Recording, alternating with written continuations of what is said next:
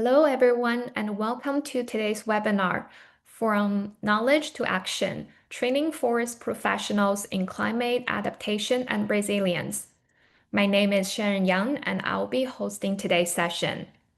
On behalf of the Canadian Institute of Forestry, we are very pleased to collaborate with the team from Climate Risk Institute to provide IT and hosting support.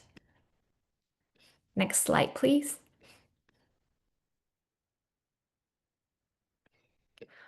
Before we begin, I'd like to acknowledge and thank Natural Resources Canada for their support of this project.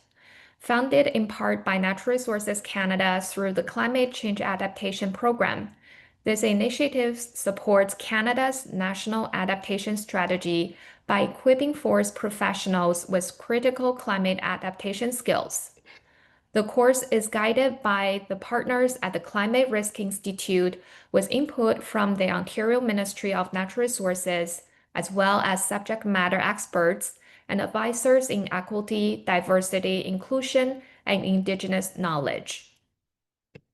Next slide, please. Today, we are excited to have three distinguished speakers with us, Dr. Steve Colombo, Nairi Robo, and Megan Simons. And they will discuss key themes including tree species vulnerability to climate change and forest adaptation strategies. They will also share how this professional development program supports forestry practitioners in integrating climate adaptation into their daily work and leading resilience building efforts across the sector. Our first speaker, Dr. Steve Colombo, holds a Master's of Science in Forestry from Lakehead University and a PhD in Forestry from the University of Toronto. He spent 35 years as a research scientist with the Ontario Ministry of Natural Resources and Forestry, and has authored numerous publications on forest impacts and adaptation to climate change, carbon storage, forest regeneration, and tree stressors. Steve has also consulted for organizations such as the Forest Products Association of Canada, the United Nations, and Ontario First Nations Technical Service Corporation, and OPEC, among others. Next, we will hear from Nairi Ribol. Nairi is a professor and lead of forestry technician program at Sault College, where she also leads community outreach and engages with schools to promote sustainable forest management. She previously served as a senior policy advisor with the Ontario Ministry of Natural Resources and Forestry, focusing on forest audits, climate change, forest carbon, seed transfer, and compliance. Nairi holds a Master of Environmental Science from Memorial University, a graduate certificate in forest carbon science, policy, and management from Michigan State University, and an honors Bachelor of Environmental Studies in Forest Conservation from Lakehead University. Last but not least, we have Megan Simons. Megan is a climate adaptation and resilience analyst with the Climate Risk Institute. She recently graduated from the Masters of Climate Change program at the University of Waterloo, and she holds a Bachelor of Science degree in chemistry from Wilfrid Laurier University. Megan is fascinated by the complex problem that is climate change and strives to piece together and communicate climate science and interdisciplinary research to help build resilience, ecosystems, and communities. With that, I will now pass it over to Steve to begin the presentation. So I think it's obvious to most people who are paying attention to the science around climate change that we're already seeing the changes in climate taking place, and we have been for some decades now. We're seeing longer and hotter summers, shorter and warmer winters, and especially most evident, I think, to people are more extreme heat, rainfall, and droughts. All of these changes are affecting forests, and some of those changes are going to be subtle, things that you don't necessarily notice, in a given year, such as earlier dates of bud break, changes in the time of insect emergence, and those sorts of changes. Some of the changes or effects on forests are much more obvious, things such as tree dieback and death, the mountain pine beetle, of course, and increased forest fires.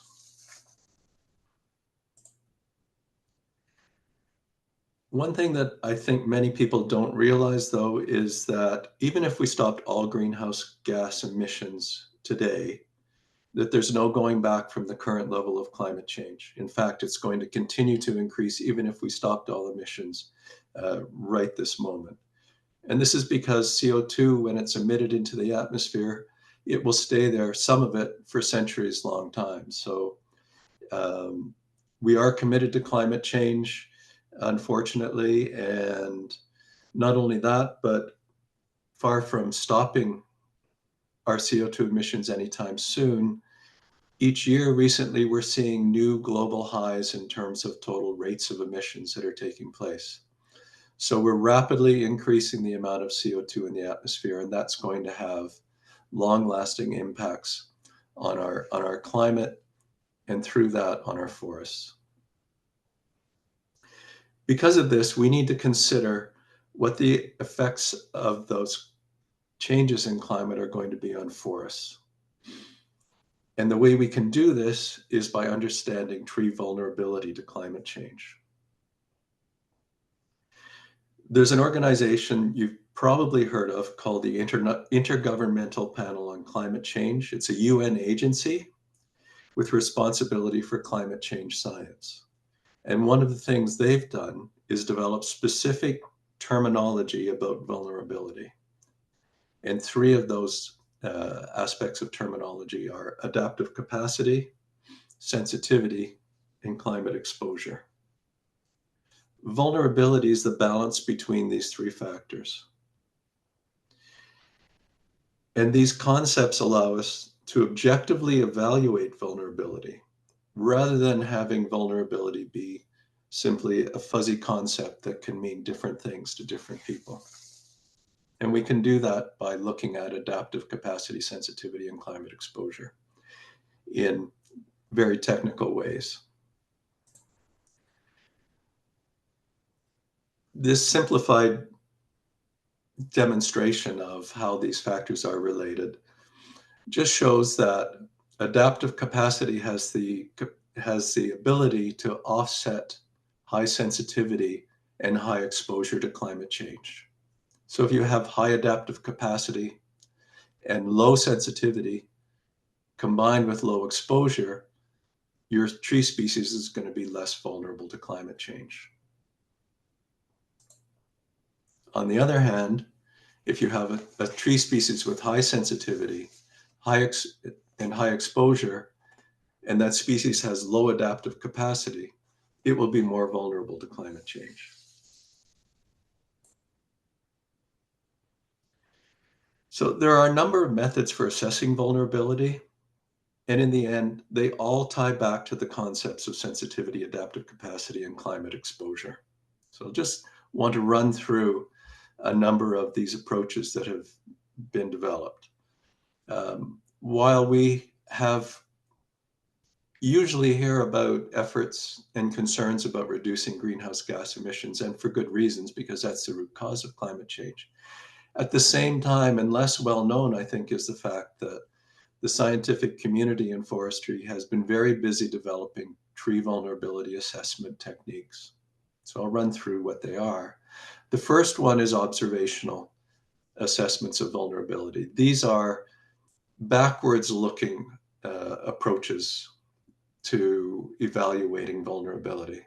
So you look at current levels of climate change or current incidents of extreme events, and you can evaluate how a forest or individual tree species have responded. This type of information can be used in assessing community vulnerability as well. And it can be done using Indigenous knowledge, practical experience, and expert opinion. I didn't do that. There we go.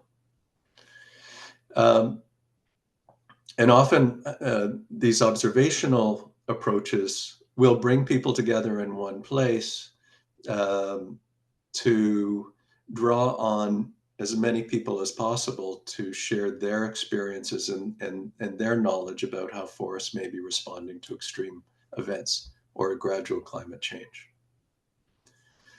The second approach is called life history traits. A life history trait is a property of an organism that relates to its survival and reproduction. So it could be its level of disease resistance, or it could be how genetically diverse a species is. Just an example shown here, the white pine blister rust hazard map. You can see, so white pine blister rust depends on temperature and humidity during the summer, susceptibility to blister rust. And you can see on the left-hand graph the historical geographic hazard of white pine to contracting white pine blister rust. With warming, on the right-hand graph, you can see how the sensitivity is changing as the climate warms. And in this case, there's actually going to be an expected decrease in white pine, in the hazard of white pine blister rust because of climate change. That's an example of a life history trait and how it affects sensitivity to climate change. The third method is using phenological models. So phenology is the timing of a life event, like the date of bud burst or the date of insect emergence. And just to use one quick example of how that can relate to climate change, with warmer springs, you can have earlier dates of bud break, but the date of the last frost may not change with that climate warming. So as a result of earlier bud break, which is a phenological response to climate warming, you may have increased susceptibility to frost damage. So phenological models can be used also in tree vulnerability assessments. There are more technically complicated methods that have also been developed for assessing tree vulnerability. One many people will be familiar with are climate envelopes. There's a related approach called genetic climatic niche models. And both of these approaches, climate envelopes and genetic climate niche models, look at the temperature at which, or the climate in which a species or a genotype has been historically found, and that's considered, we'll call it its home niche. And you can see in the map on the top right, the historical climate envelope for white pine. But then what you can do is you can look at the future projection of climate, and you can, for those climate variables related to the historical range of white pine, you can see in the bottom right how with future climate change later this century, the climate envelope for white pine will have evacuated most of southern Ontario, and the area, those being the areas in white, and the areas that are marginal, those in blue, will show that, I don't know why that's happening. My mouse is acting up, I guess. So you can, this is an example for white pine of how climate envelopes will change for a species. Physiological models and landscape models are even more complex approaches. What they do is they'll look at physiological responses of a species to climate and model how suitable an area will be for a species based on multiple aspects of a tree species physiology. And those are also mapped. Or landscape models will look at the interrelationships between different species and how those relate to climate, and those are also mapped. And using physiological models and landscape models, you can therefore project into the future possible reactions of species or forest ecosystems to the changing climate. And those also provide much more technically complicated approaches to tree vulnerability assessment. Physiological models and landscape models are still very much in the realm of research tools for assessing tree vulnerability. Most of the other techniques that I've talked about are close to or are already available for forest managers to consult to evaluate how the tree species in the areas where they're managing are the vulnerability of those species are to climate change. So I want to run through an example that was prepared for this this presentation. And it's an example of a simplified approach to tree vulnerability assessment using two factors. One is drought resistance or drought sensitivity, and the other is the use of climate envelopes. So those two approaches have been combined to allow us to look at, and I'll show you for two species, examples of tree vulnerability assessment done using those two approaches. So we've got a scale of 4 values from less vulnerable up to extremely vulnerable. And the less vulnerable, and we called it less vulnerable rather than not vulnerable because with climate change, I think it's just incorrect to say that tree species will not be vulnerable. I think everything can be expected to have some level of vulnerability. So we'll call it less vulnerable. Those that have low levels of climate exposure and are not highly sensitive to drought, those are less vulnerable. On the extremely vulnerable end, we have species that have high climate exposure and high drought sensitivity. So we'll look at two species examples using this approach. So the first one is lodgepole pine, which is a Western Canadian species. It's a drought-tolerant species, and it occurs in British Columbia, Alberta, and up into the Yukon and Northwest Territories.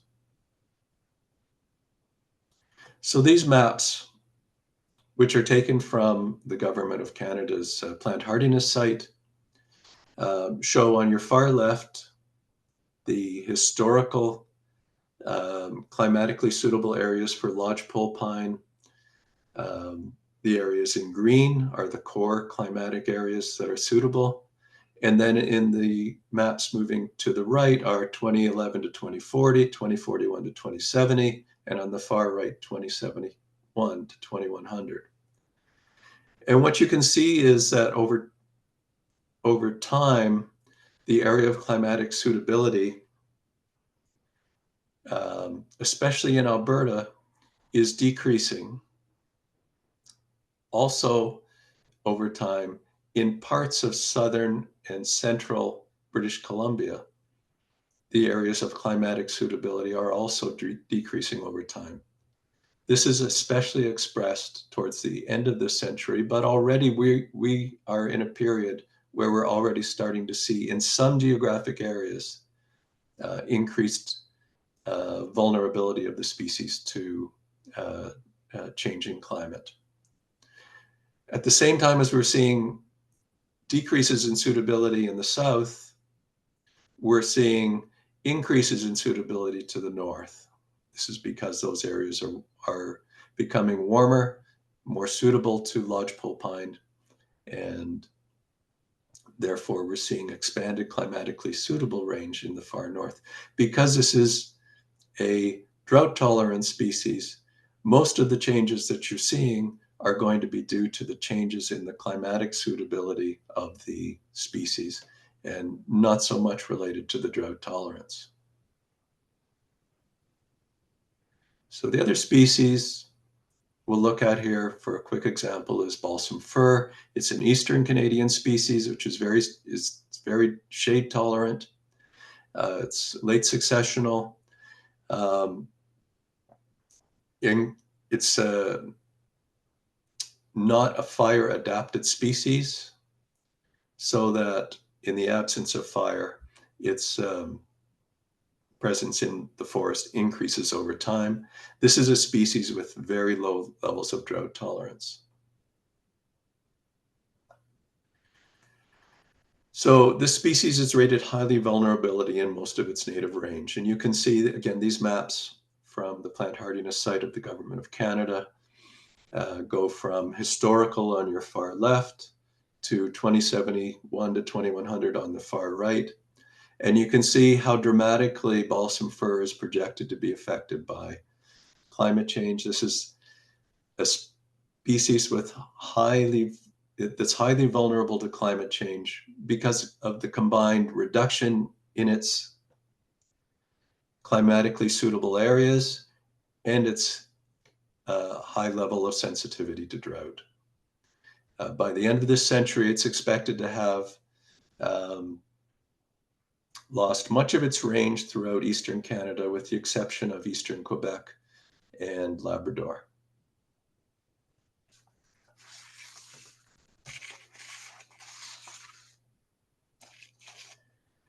So in summation then, we can say that there are well-developed ways to evaluate vulnerability of trees. Some of them are more suitable at the present time for use by forest managers. Some are more in the research realm, but there are going to be opportunities for forest research to contribute much more technically and scientifically advanced information on tree vulnerability to forest managers over time. One of the debates that's underway, though, is whether it's better to allow forests to adapt naturally or whether to actively manage forests to start to implement changes that will reduce its vulnerability. As the examples for lodgepole pine and balsam fir show, it's important to evaluate species vulnerability before taking action, because not all species are vulnerable, and they're not all vulnerable in all places.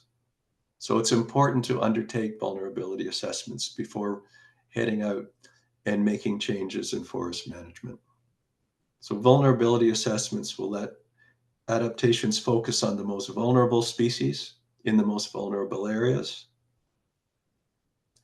And these approaches are being supported by forest science. And increasingly over time, there will be a need to change forest management to address tree species vulnerability. Thanks very much. I'm just going to provide a high-level overview of Module 3. So this module focuses on forest adaptation strategies and the core concepts that support effective climate resilience and ecosystem management. So I'm not going to go through any concepts in any detail, just kind of give you a taste of what you can learn in the module, and building on similar concepts as what Steve just talked about with vulnerability. So how those concepts might apply when you're looking at a policy, planning, or operational scenario, and what you consider and how you adapt to any sort of changes in your system. So this is, oh, my slide's doing the same thing. I'm just gonna exit for 1 second because Megan figured out how to get rid of this. 1 second. Transitions after. Okay, for whatever reason, it just has that setting when you go into the webinar. Okay, here we go. So Module 3 is just one of 5 modules. The audience is forestry professionals seeking applied Canadian forestry-related learning. Flexible, online, evidence-based, and it's been co-developed with a variety of experts. So, oh, it's still gonna do it. Okay, so learning objectives. So this is just to give you an idea of the learning objectives of the module. Some of the core themes, risk and vulnerability assessments, adaptation frameworks. So we'll look at a few adaptation frameworks that are currently in use. ISO, RAD, RRT, I don't know if you're familiar with any of those, but also some Indigenous approaches to adaptation, and then strategy, selection, and implementation. So this module is important because it brings together the essential pieces of risk and vulnerability assessment in a way that's going to be applicable for your work as a forestry professional. So when I first started researching climate risk assessments ages ago as part of my work at the MNR, I was struck by how overwhelming the information landscape was. There's so many different approaches, so many different frameworks, definitions, and they all use very similar language, but sometimes in different ways. Like risk and vulnerability quite often get confused. So it took a lot of time and effort to sort through all of that, and to be able to communicate that to decision makers so they could understand, what approaches we were using in our work. In this case, it was policy related, and how to make sense of it all and how it applied to forestry. So one of my goals for this module, and I think the intent of the overall module, was to bring that information to you so that all of that upfront work is done.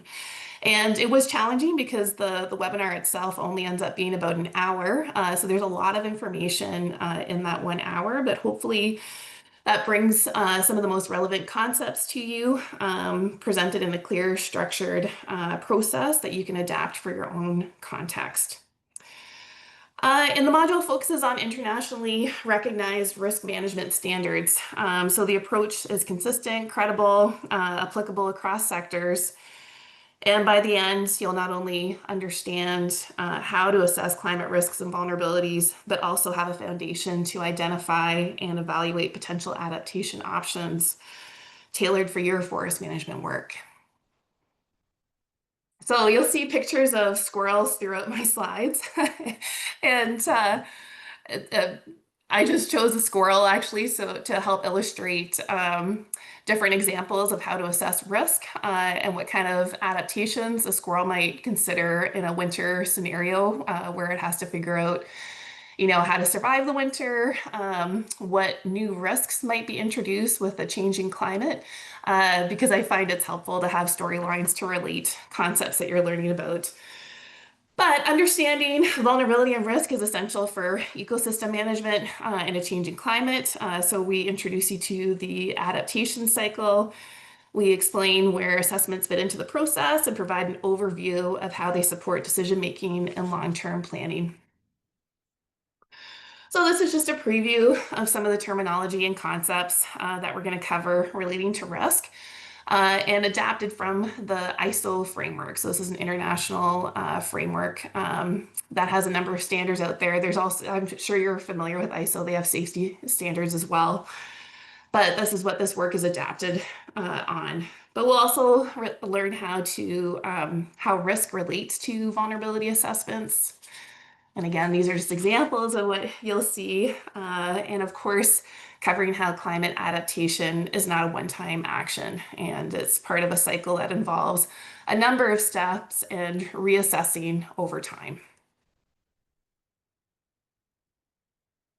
And then we move on to methods of determining risk and vulnerability and some general risk assessment steps. And like I said earlier, this is based on that ISO framework. There's a number of standards that we refer to.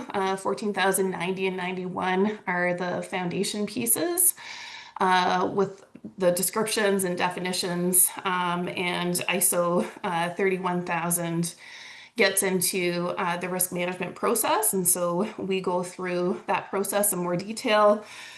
The emphasis is on identifying hazards, exposure, and adaptive capacity, and this should help build some confidence for you forestry professionals to conduct your own structured assessments.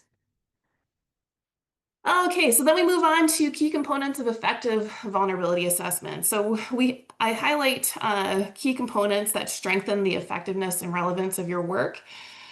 So for example, incorporating Indigenous perspectives and addressing information gaps and uncertainties. And of course, these are essential if we want our assessments to be inclusive, credible, and decision ready. We also highlight some practical decision tools, such as a few of the adaptation frameworks that are currently in use to help managers match the response to the risk level. So these frameworks can guide proactive and flexible planning, so you'll learn more about that. And then in the final section, we turn our focus to strategies used to adapt forest ecosystems to climate change. And again, you can parallel any of these processes to your context. So whether you're looking at a forest in particular, or if you're looking at a policy or a planning situation. So we explore a range of practical policy and planning-based approaches that help enhance forest resilience. And these strategies are grounded in the science of vulnerability and risk, the same principles we've covered through, or that you will cover through the earlier modules. So the goal here is now to help forestry professionals move from assessment to action using structured methods to manage that change proactively. There's also a number of commonly used strategies in forest management to help build resilience to climate change. So you will be looking at closer examples for all of these with practical examples to show how they're being applied on the ground. So these actions again help move us from planning to implementation. So key takeaways for the module. Module 3 does the groundwork for you for applying climate adaptation in forestry. So helps bring all of those concepts together, provides you a number of resources to look at when you're figuring out, what to do for your particular situation. It's designed to build capacity for leadership within your organization and across the forestry sector. And so this module itself highlights learning on starting with the risk and vulnerability concepts to understand where systems are most exposed, since this is the foundation of adaptation. Using structured frameworks like ISO and Indigenous-led approaches to provide both rigor and values-based guidance, and designing effective strategies for adaptation to be flexible, inclusive, and evidence-based, and of course remain relevant under any changing conditions. And that's it. I'll pass it over to Megan.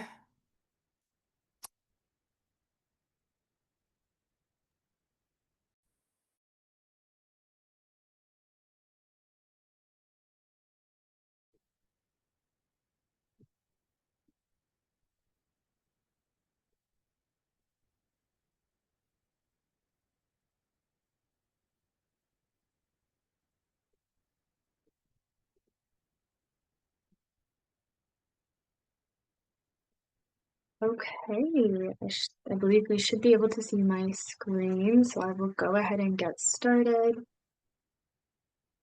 Okay, so hello everyone, and thank you, Steve and Ari, for sharing some of the content that will be covered in the Climate Adaptation and Resilience Professional Development Program for Forest Professionals in Canada. I will now be giving you a little bit of background and overview of the course. So as we heard from Steve and Irene, and in general over the past years, climate change is a reality we live in, and forests and the forest sector are affected by it. Climate change impacts on forest ecosystems and the services vary across Canada's forested regions and are often cumulative. Climate change is a critical driver of progressive disturbances, such as pest infestation, which influence the likelihood of immediate disturbances events, while also affecting long-term forest structure and composition. So just some examples of climate change impacts include changing water levels, greater prevalence of invasive species, species range shifts, decreased ice cover, and many more. These ecosystem changes affect biodiversity and ecosystem health, but also ripple to people and communities, altering tourism opportunities, impacting Indigenous culture practice, reducing safety as ice conditions change, and influencing human health through the spread of vector-borne diseases. Climate-linked natural disasters or disturbances, can cause wood supply shortages, leading to mill closures and job losses, with Indigenous and marginalized forest-dependent communities affected most severely. So how do we ensure forests remain resilient for generations to come? Climate change demands action, not just awareness, and building capacity through courses and communities of practice are some of the best ways I know to tackle hard problems and build sustainable futures. As forest risk will continue to intensify as the climate warms, Canada needs to adapt forest management and mitigation strategies. It'll be a balance of various techniques and different strategies that help deal with future challenges. And changing climate means a proactive approach must be taken. So building capacity in the forest sector is key, as it is the forestry professionals that are leading adaptation decisions on the ground, facing complex climate-driven decisions every day. Yet training gaps, for example, in climate science and adaptation strategies, limit the ability to plan and act effectively. However, building capacity in the forest sector can help turn existing gaps into growth. There's an opportunity to strengthen skills and confidence in climate adaptation, to build capacity to integrate adaptation into everyday forest management, and to empower professionals to act with knowledge and tools.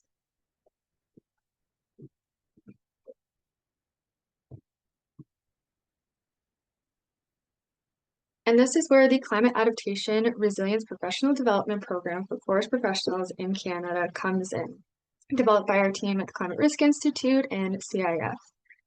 The course is also guided by input from our partners at the Ontario Ministry of Natural Resources, subject matter experts such as Steve and Nairi, and advisors in equity, diversity, and inclusion, and Indigenous knowledge to ensure a well-informed course. This course is designed for forest professionals across Canada who hold at least a post-secondary degree in forestry, ecology, biology, and environmental science, or a related field. It is intended for individuals working in the forestry sector, whether in an early or later stage in their career, including registered professional foresters, forest technicians, technologists, and practitioners. So built on existing tools and proven resources, the course is designed to provide forestry practitioners with new knowledge of climate change, climate impacts, and adaptation strategies to complement their existing knowledge base, strengthen climate resilience in forest management, and build capacity across the sector to integrate adaptation measures into daily practices.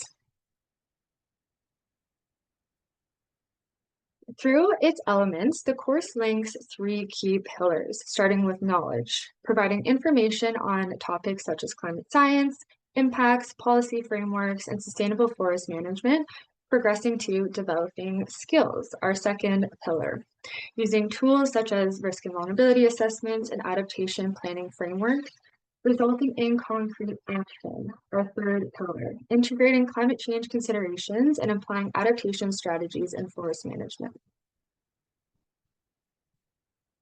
So the course has a multi-module format, and this image here gives you a good snapshot of what's to come over the duration of the course.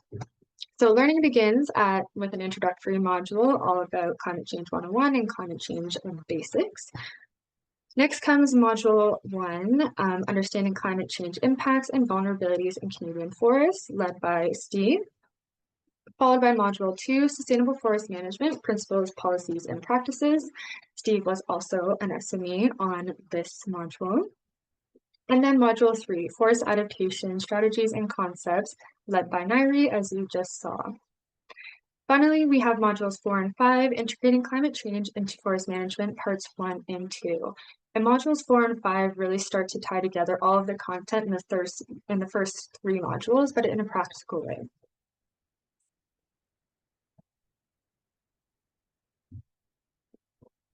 So this is a hybrid course, meaning it combines both synchronous and asynchronous elements with a mix of independent online learning and live sessions with instructors and peers. Modules 1 to 5 will include self-paced content, for example, pre-recorded lectures, videos, and readings, and a virtual live session. Each module will also include a mandatory discussion post and a quiz to test participants' knowledge and understanding of the concepts introduced. Quiz questions are then included in the final exam. Pre-recorded lectures and quizzes will focus on broad and national scale concepts, while discussion posts will explore the same concepts on a more regional and local scale respective to the participant. The discussion posts will also incorporate components of the summative task and help participants build their final product. Participants review the self-paced content and complete the quizzes before attending the live sessions, where key module concepts are explored in more detail, illustrated with regional case studies, while also exploring and demonstrating relevant tools. The course is hosted on our learning management system, Moodle. Moodle is easy to navigate, making it easy to follow the course from start to finish. So each module equals 1 week of the course, and each new module will become available when one is completed. Everything is in one place, so pre-recorded lectures, videos, discussion forum, quizzes, readings, and tasks are all on one course site. And learners also have multiple ways to engage and connect with the instructor and also engage in peer-to-peer knowledge building. So recall the core elements we reviewed earlier, knowledge, skills, and actions. So starting with learning about the concepts by watching pre-recorded content and developed by our SMEs and attending live sessions, and by exploring relevant tools, for example, midware, vulnerability assessment tool, both for assessing vulnerability and demonstrating adaptation to decision making. This will ultimately lead students to identify and describe the steps for incorporating climate change considerations into forest management planning and activities, recognize the value of Indigenous and local knowledge in forest management planning, discuss the principles of cost-benefit analyses, evaluating forest adaptation strategies, identify climate change uncertainty and forest management decision-making, and compare and implement monitoring options to track forest adaptation and management effectiveness.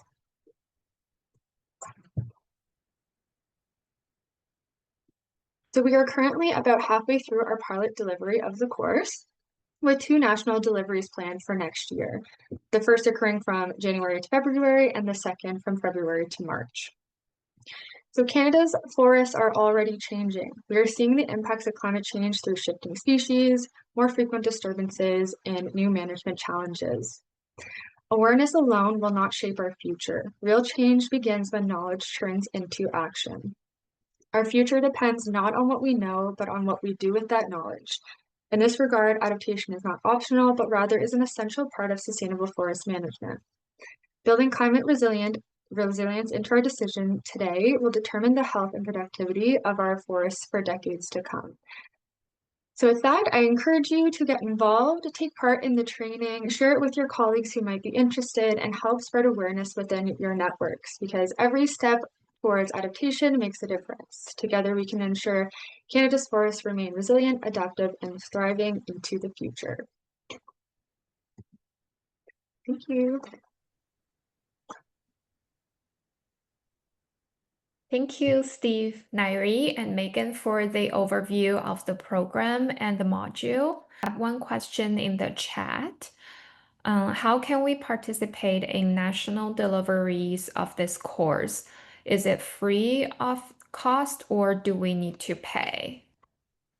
Can I direct that to Megan to answer the question?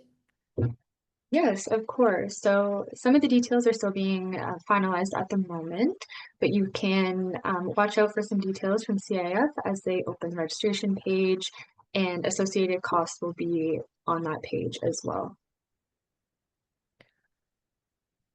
And we are still finalizing, like Megan mentioned, we're still finalizing the details and we'll have some information ready in the mid of November.